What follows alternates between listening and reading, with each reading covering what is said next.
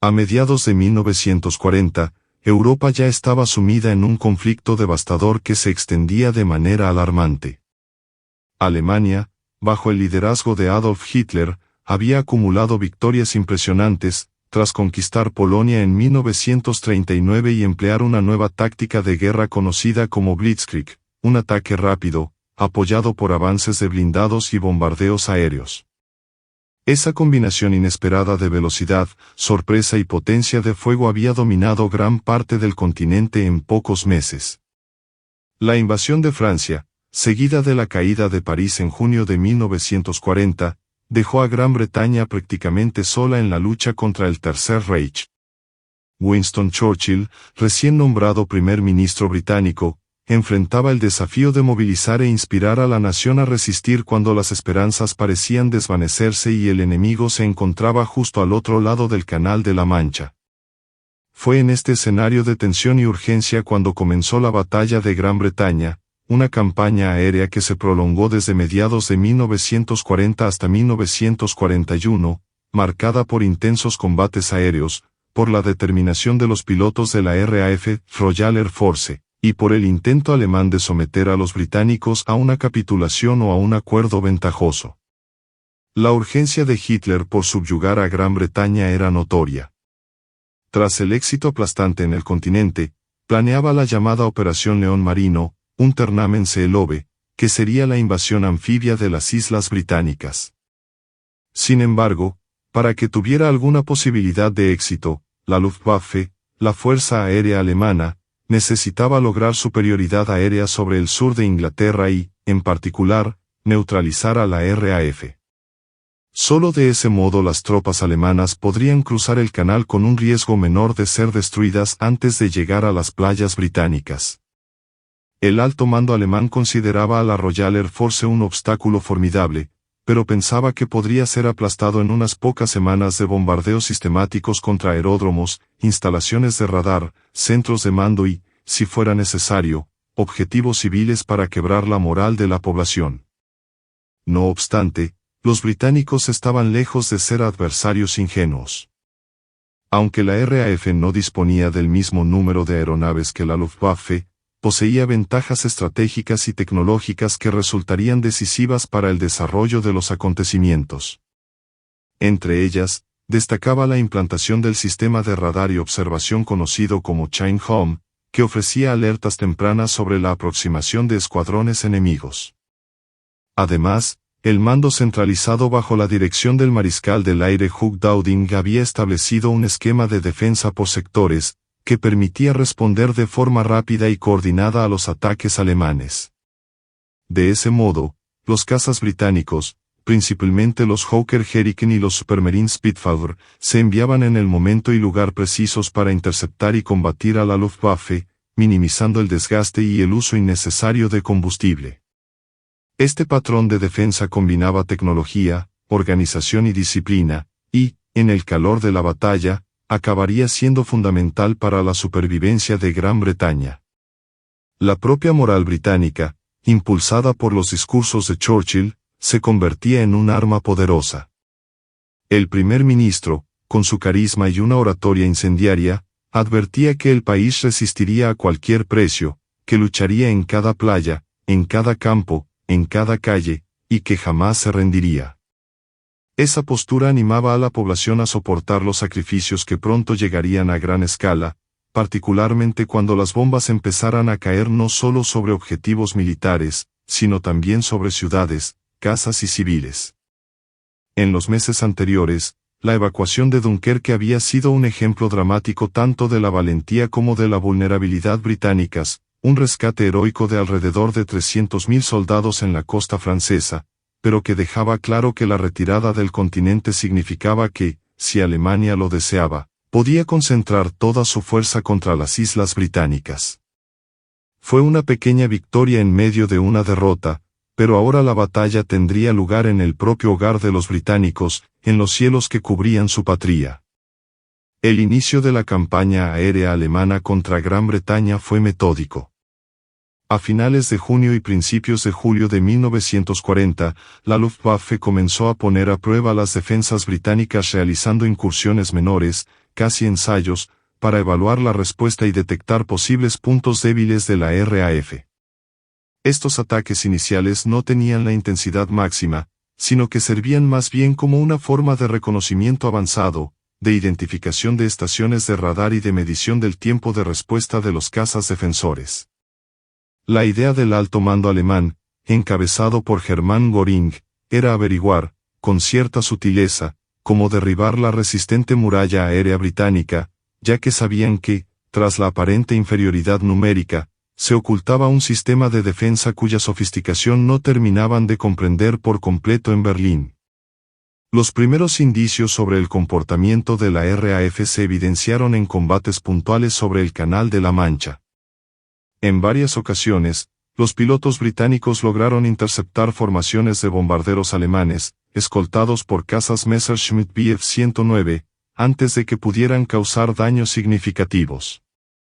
En julio, la intensidad fue aumentando.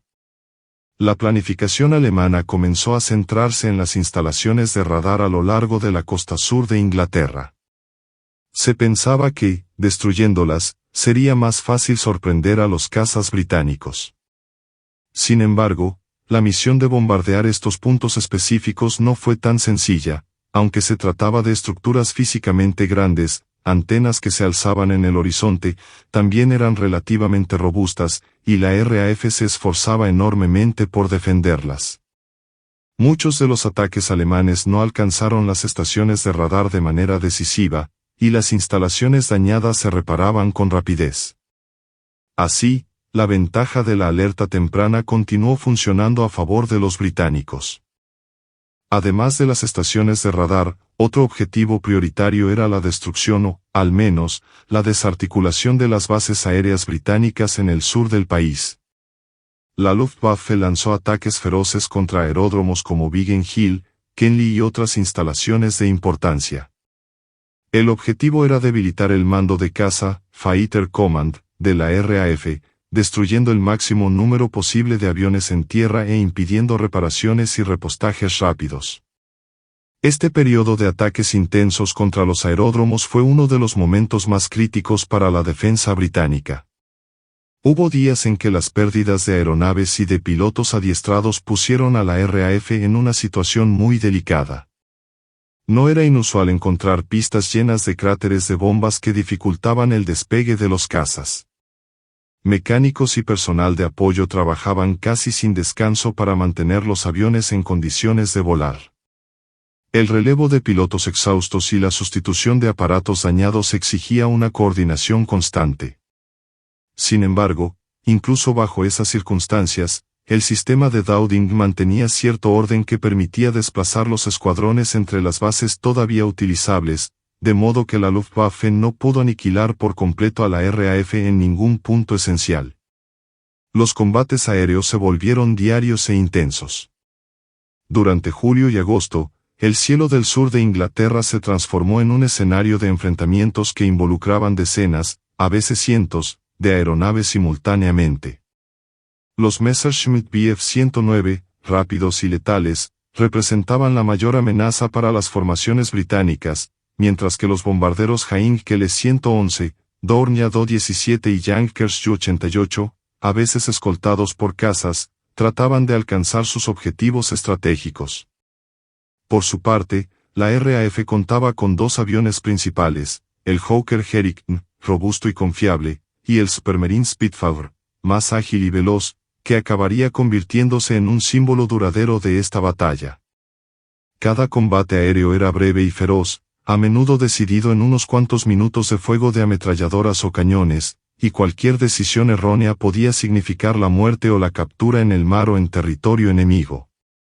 Tras analizar los resultados iniciales, aunque los alemanes causaban daños considerables a las bases británicas, no obtenían el éxito rotundo que esperaban. Las estaciones de radar seguían operando la mayor parte del tiempo, y la RAF demostraba una asombrosa capacidad de recuperación.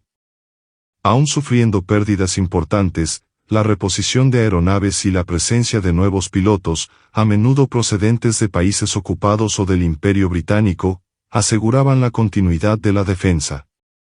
Polacos, checoslovacos, canadienses, neozelandeses y muchos otros se unieron a las filas de la RAF, aumentando no solo el número de pilotos, sino también la motivación colectiva para luchar contra el avance nazi. El costo en vidas era enorme, y la tasa de supervivencia de un nuevo piloto era a menudo muy baja. Aún así, el número de cazas británicos se mantenía relativamente estable, de modo que nunca hubo un colapso de la defensa en ningún punto crucial. Fue entonces cuando, a mediados de agosto, Alemania decidió intensificar aún más la ofensiva aérea, en una fase conocida como Adlertag o Día del Águila. La idea era lanzar ataques masivos y coordinados contra las defensas británicas, bombardeando bases aéreas, centros de mando, fábricas de aviones y, si fuera posible, eliminando definitivamente la amenaza de los cazas británicos. Se organizaron numerosos escuadrones de la Luftwaffe para partir de bases en la Francia ocupada, Bélgica y hasta en Holanda, intensificando la presión sobre los cielos británicos cada mañana. En esencia, se trató del punto álgido del intento alemán de lograr la superioridad aérea de manera rápida. En ese periodo, las bajas diarias en ambos bandos se multiplicaron. La RAF se vio obligada a acelerar drásticamente el entrenamiento de pilotos, y jóvenes de 18 o 19 años, con pocas horas de vuelo, eran lanzados a los cockpits de Hurricanes y Spitfires. A pesar del inmenso esfuerzo, el Adlertag no obtuvo el éxito que Hitler y Göring esperaban. Aunque se consiguieron destruir algunas bases importantes y derribar un número considerable de cazas británicos, la Luftwaffe no logró el golpe definitivo tan deseado. Por su parte, los alemanes también sufrían pérdidas considerables. Un bombardero derribado no era solo la pérdida de un avión, sino también la de una tripulación experimentada, algo insustituible con el paso del tiempo. Más aún, cada vez que debían internarse en el espacio aéreo británico, se enfrentaban a una respuesta casi inmediata de las estaciones de radar, que dirigían a los cazas defensores de forma coordinada. Hay quienes opinan que Göring subestimó la importancia de las estaciones de radar o no comprendió la rapidez del sistema de defensa británico, permitiendo a la RAF combatir de manera concentrada incluso estando en desventaja numérica. En cierto momento crítico, la obstinación y el orgullo alemanes precipitaron un gran error estratégico, en respuesta a un ataque británico sobre Berlín, que, pese a causar pocos daños, tuvo gran repercusión en la propaganda nazi. Hitler decidió redirigir gran parte del esfuerzo de bombardeo hacia Londres y otras grandes ciudades. Quería castigar a la capital británica, demostrar poder y socavar la moral del pueblo. Göring siguió las órdenes del Führer y comenzó la Blitz, el bombardeo sistemático de ciudades. El cambio de objetivo, dejando de atacar principalmente las bases aéreas e infraestructuras militares, dio un respiro vital a la RAF, que pudo reparar pistas y aparatos, y reorganizarse tras semanas de presión constante. Ese factor terminaría siendo uno de los puntos de inflexión de la batalla de Gran Bretaña. Al mismo tiempo, el bombardeo a las ciudades británicas no quebró la moral de la población tal como Hitler esperaba. De hecho, sí hubo pánico, destrucción y miles de muertes civiles, barrios enteros de Londres quedaron en ruinas, y la población pasaba las noches en refugios subterráneos, como las estaciones de metro. Aún así, el espíritu de resistencia nacional permaneció firme. Churchill pronunciaba discursos con frecuencia, visitaba zonas bombardeadas para prestar apoyo moral y garantizaba que, pese a todo, Gran Bretaña no se sometería. Esa resiliencia sorprendió a los alemanes, que creían que la presión sobre civiles forzaría al gobierno a negociar. La Blitz se prolongó de septiembre de 1940 hasta mayo de 1941, con bombardeos principalmente nocturnos, ya que los ataques diurnos se volvían cada vez más costosos en términos de pérdidas de aeronaves. Por terrible que fuera, este periodo permitió a la RAF centrarse en la defensa contra ataques nocturnos y, sobre todo, reorganizar sus defensas diurnas para no sucumbir a la Luftwaffe. En los combates diarios, la RAF siguió demostrando su valía. Sus pilotos, a pesar de su menor número, luchaban en casa, conocían el terreno, podían aterrizar si sufrían daños, reparar el avión y volver a la lucha. Si resultaban heridos o se lanzaban en paracaídas, probablemente serían rescatados y podrían regresar en unas semanas o meses, según la gravedad de sus heridas. Por el contrario, los pilotos alemanes que derribaran su avión sobre territorio enemigo probablemente serían capturados y quedarían fuera de la guerra. Además, el simple hecho de cruzar el Canal de la Mancha ya planteaba un desafío de alcance para los cazas Bf-109, cuyas reservas de combustible eran limitadas. Disponían de poco tiempo para escoltar a los bombarderos antes de tener que regresar a las bases continentales. Eso dejaba a muchas formaciones de bombarderos sin protección adecuada en momentos cruciales, facilitando el trabajo de los cazas británicos. A lo largo de esta larga batalla aérea, surgieron muchos nombres famosos. Pilotos como Douglas Bader, que volaba incluso tras haber perdido las piernas en un accidente anterior, se convirtieron en símbolos de la determinación y el coraje británicos. Grupos de pilotos polacos, como el famoso 303 Squadron, obtuvieron tasas excepcionales de derribos, compensando con su furia y sus ansias de venganza contra la ocupación nazi en sus países de origen. Asimismo, pilotos checos y de otras nacionalidades en el exilio hicieron notables contribuciones. El esfuerzo de todos estos individuos, unidos en la misión de defender la isla, mostraba la amplitud del compromiso internacional en la lucha contra el eje. Al mismo tiempo, la Luftwaffe también contaba con ases legendarios, pero lo cierto es que la presión logística y el alargamiento de la campaña fueron minando progresivamente la capacidad alemana de mantener el ritmo.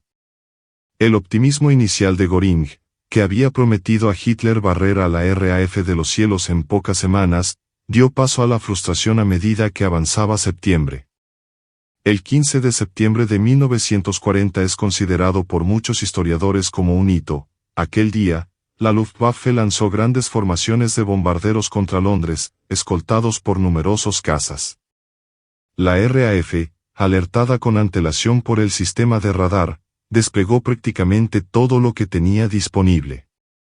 En una feroz batalla que se prolongó parte de la mañana y de la tarde, los británicos lograron infligir pérdidas considerables a los alemanes e impidieron que la mayoría de los bombarderos causaran daños graves en la ciudad. La moral alemana recibió un duro revés, y ese día sería recordado como el Día de la Batalla de Gran Bretaña. Winston Churchill, que había visitado el mando de caza en aquellos días, preguntó a uno de los comandantes, ¿cuántos aviones nos quedan en reserva?, recibiendo como respuesta una expresión de cansancio, pero también de confianza, porque, pese a la dureza de la situación, Gran Bretaña mantenía viva su capacidad defensiva. Sin lograr someter a la RAF y con la posibilidad de la invasión anfibia cada vez más inviable debido a las tormentas de otoño e invierno en el canal, Hitler, a mediados de octubre de 1940, empezó a descartar la idea de la Operación León Marino. Con la mirada cada vez más puesta en el este, en la Unión Soviética, donde planeaba una campaña fulminante, la Luftwaffe continuó bombardeando ciudades británicas, pero principalmente de noche, en la campaña que se conoció como la Blitz. Londres, Coventry y otras ciudades fueron duramente bombardeadas, lo que provocó destrucción y numerosas muertes. Sin embargo, el hecho de que se pasara principalmente a ataques nocturnos significaba que el control diurno de los cielos ya estaba definitivamente del lado de la RAF, lo que, en sí mismo, constituía una admisión tácita de que no se lograría la superioridad aérea. Y sin ese dominio, la invasión se volvía impensable. A medida que la Blitz avanzaba durante los meses de otoño e invierno, la vida civil en Gran Bretaña se adaptaba a una rutina de sirenas, apagones y refugios antiaéreos. El gobierno distribuía máscaras de gas, reforzaba la protección de las ventanas y fomentaba el uso de las estaciones de metro como refugio. Aún así, la producción industrial de armamento no se detenía. Las fábricas de aviones operaban las 24 horas, en emplazamientos dispersos para dificultar la acción de los bombarderos enemigos. Los trabajadores hacían turnos agotadores y, con frecuencia, pasaban la noche en refugios. Pero la determinación de mantener en funcionamiento la maquinaria bélica no decayó. Entretanto, la RAF perfeccionaba su capacidad de defensa nocturna, incorporando mejoras en el radar aerotransportado y en los sistemas de localización de aeronaves invasoras. Por su parte, la Luftwaffe comprobó que las defensas nocturnas también evolucionaban, encareciendo cada vez más estos ataques prolongados. Ciertamente, en 1941 prosiguieron, pero no con la misma intensidad implacable de 1940. Para el mando de caza y para toda Gran Bretaña, la batalla de Gran Bretaña representó no solo una victoria militar, sino también un triunfo moral y psicológico de enormes proporciones. La simple negativa a sucumbir ante el poderío alemán, incluso después de la caída de Francia y bajo un intenso bombardeo aéreo, hizo que la nación se alzara como un baluarte contra el expansionismo de Hitler. Cabe destacar que en aquel entonces, Estados Unidos seguía siendo oficialmente neutral en la guerra, aunque con la ley de préstamo y arriendo, Lend-Lease Act, empezaba a suministrar apoyo material a los británicos. Ese respaldo se sumó al acuerdo de destructores por bases, destroyers for bases, mediante el cual Estados Unidos intercambiaba buques por la concesión de bases en la esfera colonial británica, lo que reforzaba la marina y la capacidad defensiva del Reino Unido. La supervivencia de Gran Bretaña como territorio libre posibilitó la creación de una plataforma vital para futuras contraofensivas aliadas, incluyendo los bombardeos estratégicos contra Alemania y, años después, la gran invasión de Normandía, en junio de 1944. Durante la fase final de la Blitz, en la primera mitad de 1941, la RAF había ganado el tiempo suficiente para reorganizarse, reequiparse y formar a más pilotos. La industria aeronáutica británica, bajo una intensa presión, producía ahora un mayor número de Spitfires y Hurricanes, además de perfeccionar modelos y desarrollar nuevos cazas. La introducción del Bristol Beaufighter con radar nocturno, por ejemplo, se convirtió en un dolor de cabeza creciente para los bombarderos alemanes que atacaban amparados en la oscuridad. Más aún, la estructura de mando de la RAF, ajustada durante la batalla de Gran Bretaña, se mostró ahora mucho más sólida. Oficiales experimentados habían aprendido duras lecciones sobre la coordinación de escuadrones, la rotación de pilotos y el tipo de respuesta apropiada para cada incursión. Del lado alemán, la Luftwaffe empezó a sentir la dispersión de sus recursos. La atención de Hitler se dirigía a la inminente campaña contra la Unión Soviética, la Operación Barbarroja, lanzada el 22 de junio de 1941. Muchos escuadrones de bombarderos y cazas se trasladaron al frente oriental, debilitando la capacidad de mantener una presión efectiva sobre Gran Bretaña. Aunque oficialmente se considera que la batalla de Gran Bretaña concluyó el 31 de octubre de 1940, es cierto que los bombardeos continuaron, pero poco a poco se hicieron menos frecuentes y perdieron la capacidad de provocar un fuerte impacto estratégico. Una vez iniciadas las operaciones a gran escala en el frente oriental, la Luftwaffe se vio obligada a concentrarse en esa zona, lo que proporcionó más alivio a la vertiente occidental. Ese movimiento acabaría siendo decisivo a largo plazo, pues la posibilidad de invadir Gran Bretaña desapareció definitivamente. Sin el control de los cielos, los alemanes jamás se arriesgarían a una travesía masiva y vulnerable por el canal.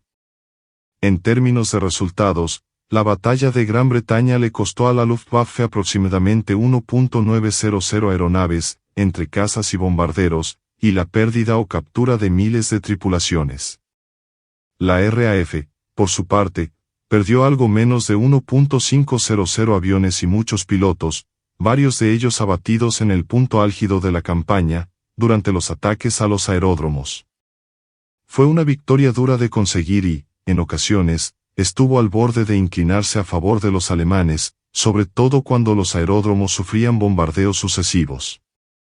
No obstante, el cambio de estrategia de Hitler, que pasó de bombardear las bases aéreas a las ciudades en represalia por el bombardeo de Berlín, brindó un respiro táctico esencial para el mando de caza, que pudo reorganizarse. Es destacable cómo las decisiones políticas y las vanidades personales de Hitler y Göring incidieron en la planificación militar, resultando en un error estratégico que contribuyó a salvar a Gran Bretaña. El impacto psicológico de la victoria en la batalla de Gran Bretaña trascendió las fronteras del conflicto local. Para los ciudadanos británicos, significó la prueba de que el país no solo podía defenderse, sino también contraatacar cuando fuera preciso. Fue un soplo de esperanza para todas las naciones que aún resistían o que estaban bajo el yugo del eje, porque demostraba que incluso la mayor potencia militar del continente, bajo el mando de Hitler, no era invencible.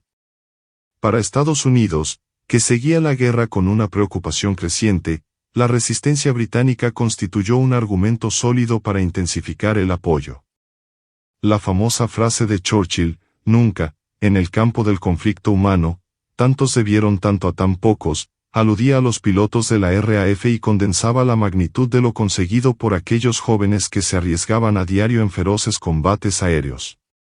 Esos, pocos, se convirtieron en auténticos héroes nacionales, y toda la población entendió que su sacrificio sostenía la seguridad y la libertad de la isla. Por otro lado, la Luftwaffe, reconocida antes por su eficiencia y por haber sido un factor decisivo en las campañas europeas de 1939 y 1940, sufrió un duro revés en su reputación. La batalla de Gran Bretaña puso de manifiesto limitaciones logísticas, de planificación y de doctrina, especialmente en lo relativo a la guerra aérea estratégica. La Luftwaffe siempre se había centrado en el apoyo cercano al ejército de tierra, GIR, y nunca llegó a desarrollar una doctrina de bombardeo estratégico de largo alcance como la que los aliados emplearían más tarde contra el territorio alemán. Tampoco se había preparado suficientemente para enfrentarse a una fuerza aérea sumamente organizada en territorio enemigo, que usaba tecnología de radar de forma sistemática y contaba con un sistema de defensa bien coordinado. La sobrecarga y la rotación de pilotos experimentados, así como la desventaja de combatir prolongadamente en territorio hostil, se volvieron cada vez más evidentes.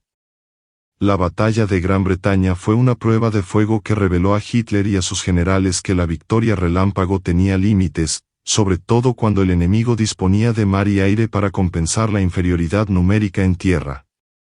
La persistencia de los bombardeos alemanes hasta 1941, aunque ya no de forma tan intensa como antes, mantuvo las sirenas activas durante muchas noches y causó grandes sufrimientos a la población civil. Ciudades como Birmingham, Liverpool y Manchester también fueron blanco de ataques, así como regiones industriales cruciales para el esfuerzo de guerra británico. Sin embargo, la táctica de dispersar las instalaciones industriales y la adopción de contramedidas de apagones nocturnos y defensas antiaéreas se volvieron cada vez más eficaces.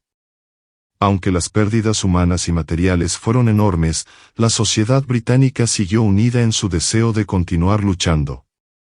Esta resistencia prolongada fortaleció lazos de solidaridad interna y realzó la reputación de Churchill como el gran líder que conduciría al país hasta el final de aquel desastre global. Incluso después del fin oficial de la batalla de Gran Bretaña, la nación se enfrentaría a desafíos inmensos, como la continua amenaza de los submarinos alemanes en el Atlántico, la necesidad de reforzar sus fuerzas armadas y la incertidumbre sobre qué tan lejos podrían llegar las fuerzas del eje. Pero el hecho de no haber sucumbido a la Luftwaffe en ese momento crítico hizo evidente que la isla se mantendría firme. Otro aspecto que no se debe pasar por alto es la contribución de la inteligencia británica. El servicio de interceptación de comunicaciones conocido como Ultra, resultado de descifrar los códigos alemanes, especialmente los de la máquina Enigma, empezó a ofrecer información significativa a lo largo de 1940 y 1941. Aunque existe debate entre historiadores sobre la influencia directa de estos datos en el resultado de la batalla de Gran Bretaña, no cabe duda de que la habilidad británica para leer ciertas comunicaciones alemanas proporcionaba una ventaja a la hora de dirigir las defensas y entender las intenciones de la Luftwaffe.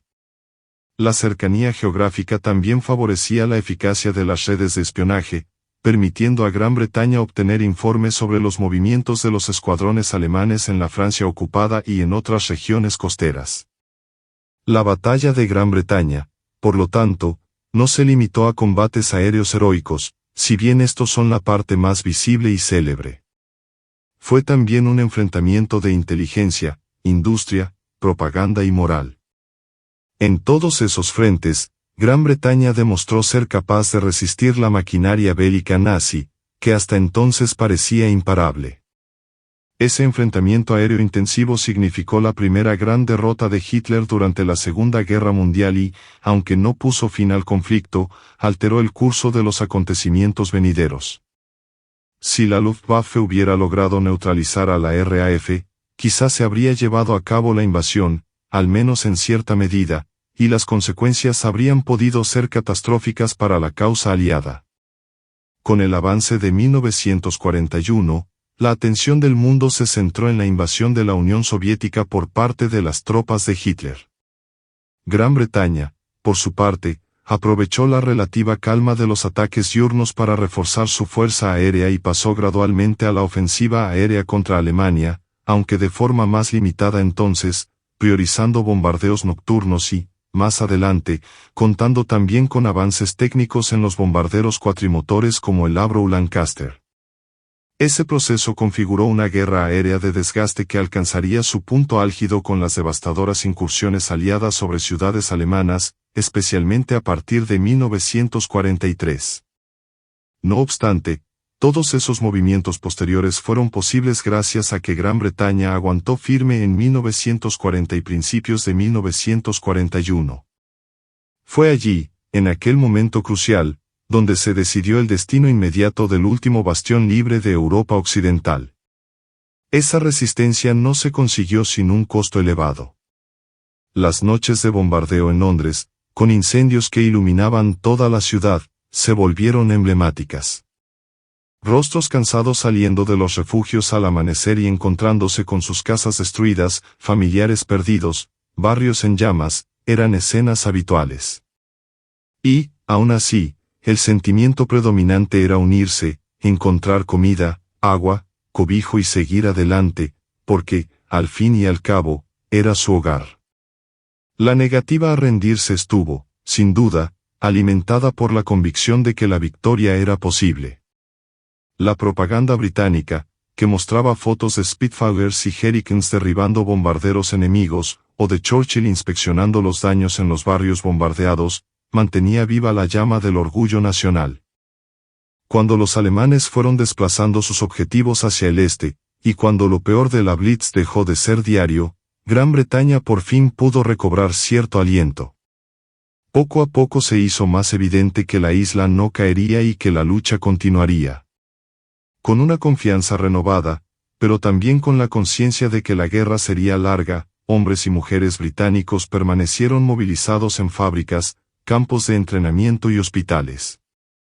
Los pilotos que sobrevivieron a la batalla de Gran Bretaña se convirtieron en veteranos para la siguiente fase del conflicto aéreo, esta vez llevando la guerra a la propia Alemania.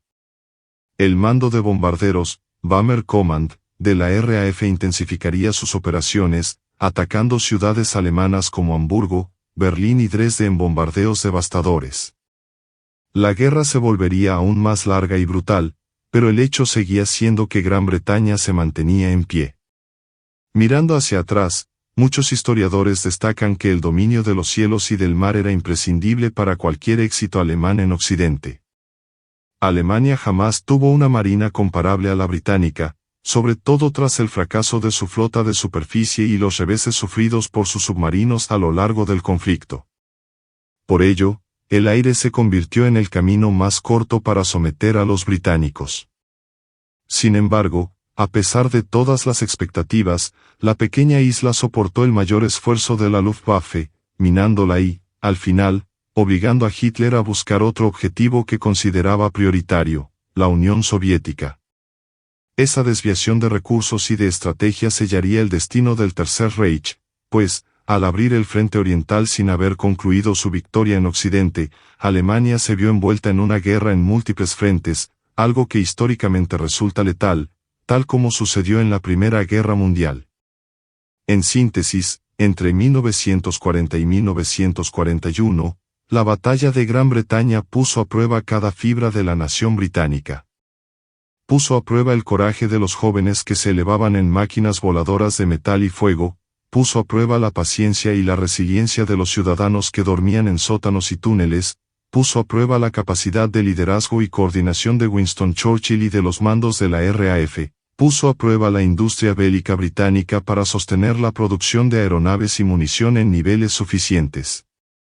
Pero, al final, demostró que la perseverancia y la inventiva de un pueblo podían imponerse al poderío bélico más formidable que Europa hubiera visto hasta la fecha.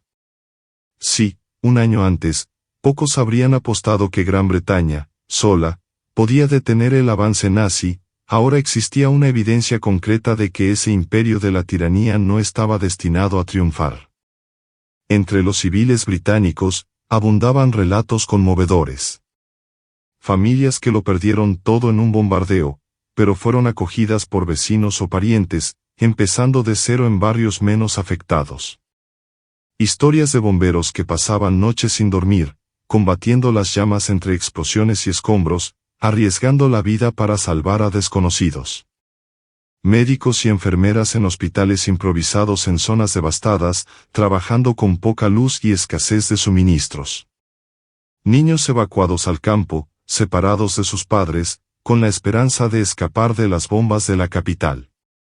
Madres que, pese al agotamiento, seguían manteniendo un hogar para cuando las sirenas se silenciaran al fin. Todo ello componía un cuadro de sufrimiento, pero también de tenacidad.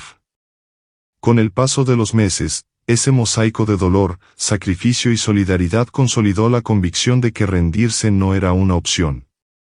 La victoria en la batalla de Gran Bretaña fue, por todo eso, un punto de inflexión. En aquel momento, nadie podía predecir con certeza cuándo y cómo terminaría la guerra. Pero la resistencia victoriosa de las Islas Británicas aseguró la existencia de un foco de libertad y de lucha activa contra el Tercer Reich en pleno corazón de Europa Occidental, capaz de servir de apoyo a las resistencias locales en los países ocupados, de construir una coalición con otras potencias y, en última instancia, de abrir el camino para el desembarco aliado que liberaría Francia y obligaría al ejército alemán a luchar en dos frentes de forma insostenible. Y en la memoria colectiva, la batalla de Gran Bretaña quedó para siempre asociada a aquellos, pocos, que lucharon en los cielos y a un pueblo que perseveró en tierra, encarnando uno de los momentos más dramáticos y emocionantes de toda la Segunda Guerra Mundial. Así, cuando los alemanes cambiaron gradualmente su foco hacia el este y lo peor de la Blitz dejó de ser diario, Gran Bretaña pudo por fin recuperar un poco de respiro. Poco a poco, quedó claro que la isla no caería y que la lucha continuaría. Llenos de confianza, pero también conscientes de que quedaba un largo camino por delante, hombres y mujeres británicos siguieron trabajando en fábricas, recintos de entrenamiento y hospitales. Los pilotos que sobrevivieron a la batalla de Gran Bretaña se convirtieron en veteranos para la siguiente fase de los combates aéreos, esta vez llevando la guerra hasta la puerta de Alemania. El mando de bombarderos, Bomber Command, de la RAF intensificó sus incursiones, dirigiéndose a ciudades alemanas como Hamburgo, Berlín y Dresde en ataques también devastadores. La guerra sería aún más larga y cruel, pero, después de todo, Gran Bretaña seguía en pie. Cuando recordamos estos acontecimientos, es imposible no subrayar la importancia de la capacidad de mando y del minucioso planeamiento desplegados por el mando de caza. Desde la instalación del Chain Home, que hizo posible la detección temprana de oleadas de ataque, hasta la creación de sectores de control que orientaban a cada escuadrón para enfrentar al enemigo en el lugar y el momento adecuados, el sistema desarrollado por Hugh Dowding demostró ser revolucionario. En pocas batallas aéreas modernas, hemos visto que la táctica y la estrategia se integraran de forma tan efectiva, especialmente en una época en la que la tecnología del radar aún era incipiente y su verdadero potencial se entendía poco. No es exagerado decir que ese sistema de defensa tan sofisticado fue uno de los principales factores que llevaron a la derrota de la Luftwaffe, sumado a los errores decisorios de Hitler y Göring. La batalla de Gran Bretaña, 1940-1941, concluyó, por tanto, no con un armisticio o un tratado, sino con el fracaso de las fuerzas alemanas para lograr la superioridad aérea necesaria para invadir la isla, y con la deriva de sus esfuerzos hacia otros frentes. Gran Bretaña, sola, había resistido y contenido el avance nazi en un momento crítico, salvándose de un destino similar al que habían sufrido tantos países europeos. El precio fue elevado en vidas humanas y destrucción de hogares, pero la victoria se convirtió en un punto de inflexión en la guerra y transmitió esperanza a todos aquellos que aún combatían en la clandestinidad o que pronto se unirían a la gran contraofensiva contra Alemania. De forma imborrable, las imágenes de los cielos llenos de estelas blancas de aviones en combate, de las explosiones sobre Londres y del inconfundible rugido de los motores Merlin de los Spitfires y Hurricanes, han quedado grabadas en la memoria histórica como símbolos de un pueblo que, en su hora más sombría, encontró el coraje para persistir y luchar. Y ese legado inspirador trasciende fronteras, pues demuestra al mundo que la determinación, la organización y la fe en un objetivo común pueden, pese a todas las probabilidades, salir victoriosas.